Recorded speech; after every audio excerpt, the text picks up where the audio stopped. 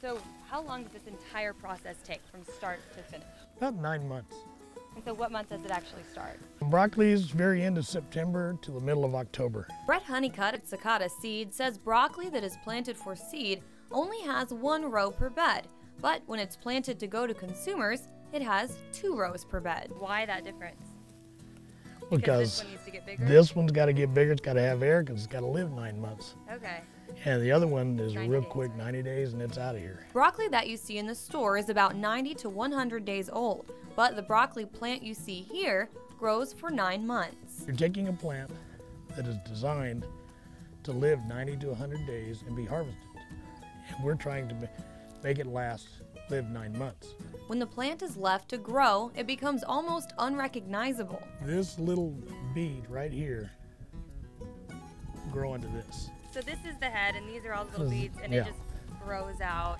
It's asking a lot for this plant to support the whole thing and survive, not run out of gas. So they come in and prune the plant so it can stay within its means and make it through the season, assuming they don't have a freeze. And what does the freeze do? Because it stops the plant from growing, or? It'll affect the plant's ability to make pollen. And last February, Honeycutt says the freeze took the field. We had a good hard 2-day hard freeze for a couple hours each morning. Wiped out the field, the entire thing. We walked it for 2 days looking for a good seed, didn't see it. But this season, things are looking up. This year, it made over 560 pounds to the acre because it didn't have the freezes. So now it's ready for harvest. What is the name of the machine that's coming in, and why is it so special? It's a combine, but it's an older combine from the mid-60s. It's called a 105 John Deere. Honeycutt says he prefers this machine because it's a lot easier to take apart and put back together than some of the newer combines. We have to clean these machines between every variety of fields. This machine, after today, if it's got to go to a different field, we have to tear it all apart, blow it all out, and get it all clean. Then I have to look at it, certify it, before they can put it back together. Because what happens if one little seed gets left in there? Contamination, just like if it cross-pollinates. Cross-pollination is the movement of pollen from one flower to another that is from the same species, but not necessarily the same kind of plant, and the outcome can ruin a crop. Broccoli is part of the Brassica oleracea species, and it will cross. Cauliflower is also, and cabbage is also, kale, flowering kale. They can all cross-pollinate.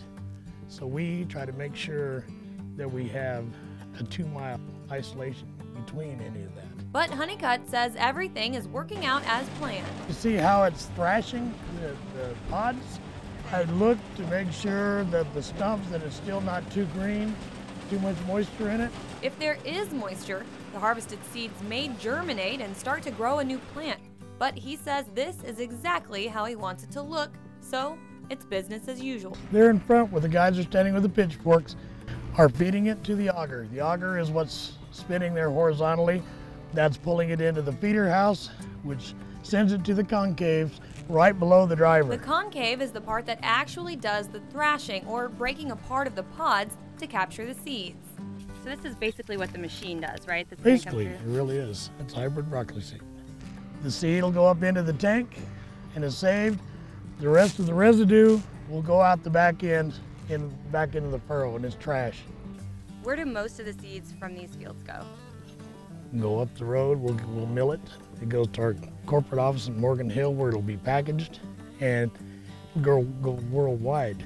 This Homegrown segment is brought to you by the University of Arizona, Yuma.